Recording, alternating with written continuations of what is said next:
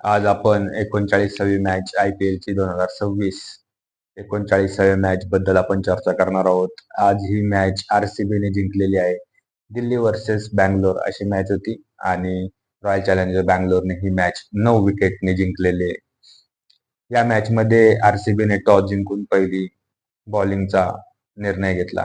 खूप चांगला निर्णय होता कारण का त्यांचे बॉलर एवढे फास्ट आणि एवढे इंटेलिजंट बॉलर आहेत. भुवनेश्वर कुमार आणि जेस हेझलवूड. भुवनेश्वरच्या स्विंग समोर कोणीही टिकू शकले नाहीत. 3 विकेट भुवनेश्वर कुमारने घेतल्या आणि जॉश हेझलवूडने 4 विकेट घेतल्या. दिल्लीचा एवढा फ्लॉप बॅटिंग राहिलेली दिल्लीची की त्यांच्या 8 रनमध्ये 6 विकेट होत्या. खूप अशी खराब अशी बॅटिंग त्यांनी केलेली आहे. एक एक करून आपण त्यांच्याबद्दल बोलूयात. डिफेंडिंग चॅम्पियन खरंच म्हटलं जातं RCBला. तर डिफेंडिंग चॅम्पियन आहेत आणि तसाच त्यांनी त्यांचा दरारा असतो तो तसाच कायम ठेवला. आपण एक एक टीम बद्दल एक एक प्लेअर बद्दल आपण बोलूयात. सर्वप्रथम आपण साहिल पारेख, डेब्युटंट साहिल पारेख. तो भुवनेश्वरच्या स्विंग समोर आणि भुवनेश्वरच्या यॉर्कर समोर टिकू शकला नाही. त्याने फक्त 2 बॉलमध्ये 0 रन केलेले आहेत. खातं सुद्धा खोलता आले नाही. डेब्यू मॅच होती त्याची, पण खातंही खोलता आले नाही. KL राहुल 2 बॉलमध्ये 1 रन करून आउट झाला आणि तो जोस हेझलवूडला त्याची विकेट भेटली. त्यालाही बॉल काही समजलेला नाही आणि तो आउट झाला. त्यानंतर येतो नितेश राणा. नितेश राणाने 9 बॉल 11 रन केले. नंतर अक्षर पटेल येतो 3 बॉलमध्ये 0. त्यानंतर समीर रिझवी 1 बॉलमध्ये 0. मिलर थोडासा चांगला खेळत होता. 18 बॉल 19 रन त्याने केलेले आहेत, पण त्याचं ते खेळणं त्यावेळेस योग्यच होतं कारण का 6 विकेट पडल्यावर त्याने ते खेळ दाखवणे खूप गरजेचे होते आणि त्याबद्दल त्याने ते खेळही दाखवले. स्टब्स 3 बॉलमध्ये 5 रन. अशी एवढी गचाळ त्यांची बॅटिंग झालेली आहे की काही विचारूच नका. ऑल आउट संघ हा त्यांचा ऑल आउट झालेला आहे. दिल्लीचा संघ ऑल आउट झालेला आहे. दिल्लीच्या संघाने खूप खराब अशी कामगिरी केलेली आहे. त्यांच्यात अभिषेक पॉवेल हा 33 बॉलमध्ये 30 रन केले त्याने, पण खूप चांगली बॅटिंग केली. लयमध्ये होता, त्याला टीम मधून ड्रॉप होता. आज इम्पॅक्ट प्लेअर म्हणून आला आणि चांगली खेळ त्याने केलेली आहे. बाकीचे सर्व प्लेयरचे तर असंच एक एक एक एक दोन दोन दोन दोन रन करून सगळे गायब झाले आणि सगळे डगआउट मध्ये जाऊन बसले. त्यानंतर बॅटिंगला आले आरसीबीचे जॅक वेथल. आज त्याला चान्स भेटला. तो टीम मध्ये नव्हता तर आज त्याला चान्स भेटला तर इम्पॅक्ट प्लेअर म्हणून तो आला होता आणि 10 बॉल 20 रन त्याने बनवले. 200च्या स्ट्राईक रेटने त्याने स्कोर केलेला आहे. त्यानंतर आला, त्याची विकेट पडली, त्याची विकेट घेतली आपला जेमिसनने त्याची विकेट घेतली आणि कोहली आणि देवदत्त पाडिक्कल खेळू लागले. कोहलीने 15 बॉल 23 रन केले आणि देवदत्त पाडिक्कलने 13 बॉल 34 रन केले. कोहलीचे 9,000 रन IPL च्या करिअर मध्ये 9,000 रन पूर्ण झाले. हा एकमेव बॅट्समन आहे की 9,000 रन पूर्ण करणारा एकमेव भारतीय बॅट्समन आहे ज्याने IPL मध्ये 9,000 रन पूर्ण केले आहेत. 9,000 रन पूर्ण करणं जोक नाही. खूप मेहनत लागते, खूप प्रॅक्टिस लागते, खूप कंटेन्शन लागते. लगातार ते तुम्ही मॅच रन बनवणे, फिटनेस ह्या सर्व गोष्टी लागतात.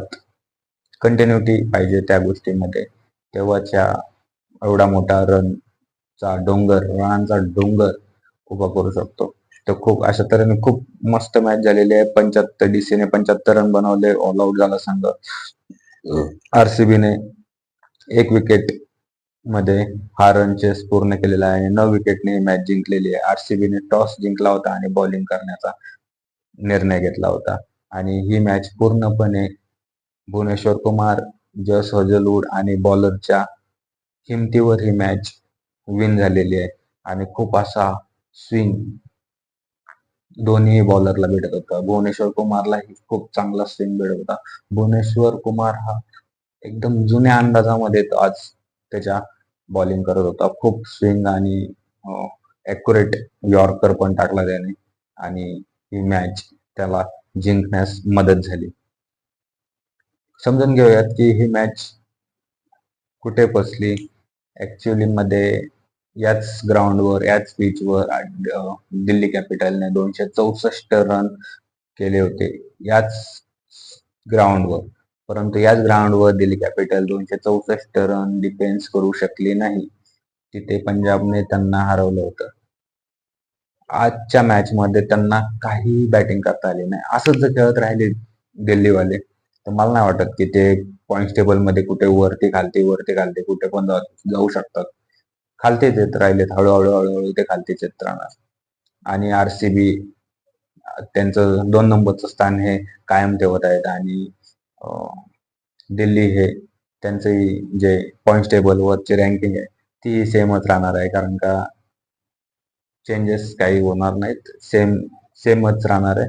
पण पॉईंट टेबलवर 2 पॉईंट ऍड होतील आरसीबीचे. खूप असा चांगला परफॉर्मन्स त्यांनी केलेला आहे आणि चांगली बॅटिंग, चांगली बॉलिंग आणि स्पोर्ट्समन स्पिरिट दाखवले. खूप चांगल्या प्रकारचा बॉल, खूप चांगल्या प्रकारची बॅटिंग अशी त्यांची आहे आणि डिफेंडिंग चॅम्पियन आहेत.